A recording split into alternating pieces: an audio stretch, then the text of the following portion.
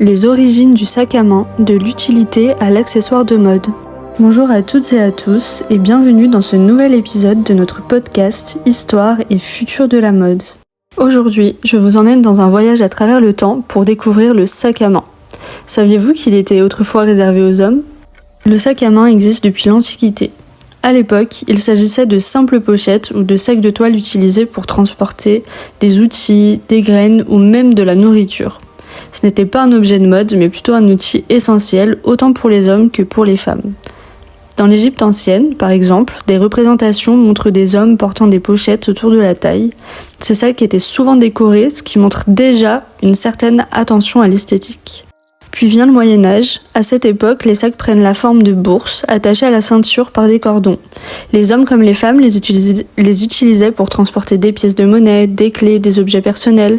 Les bourses étaient un signe de richesse et de statut social. À partir de la Renaissance, le sac commence à évoluer. Les vêtements féminins deviennent plus volumineux, les femmes dissimulent les petites pochettes sous leurs robes. Ces sacs étaient appelés des poches et ils contenaient des objets personnels comme des mouchoirs ou des petits miroirs. Mais c'est au XIXe siècle que le sac à main tel que nous le connaissons commence à apparaître. Avec la révolution industrielle, les femmes se déplacent davantage, notamment en train, en voiture ou à cheval. Elles ont alors besoin de plus de sacs plus pratiques et plus visibles. C'est aussi à cette époque que les premières grandes maisons de maroquinerie voient le jour, comme Louis Vuitton, Hermès, qui commencent à créer des pièces aussi élégantes que fonctionnelles. Le sac devient alors un symbole de statut social. Les femmes de la haute société se distinguent par des sacs ornés de bijoux, tandis que les classes moyennes adoptent des modèles plus sobres, mais toujours inspirés des tendances de l'époque. Aujourd'hui, le sac à main est bien plus qu'un accessoire fonctionnel. Il est un véritable reflet de notre personnalité, des modèles minimalistes aux créations extravagantes. Chaque sac raconte une histoire. C'est aussi devenu un objet d'investissement. Le sac Birkin d'Hermès, par exemple, sont aussi des pièces de collection recherchées par les amateurs de mode.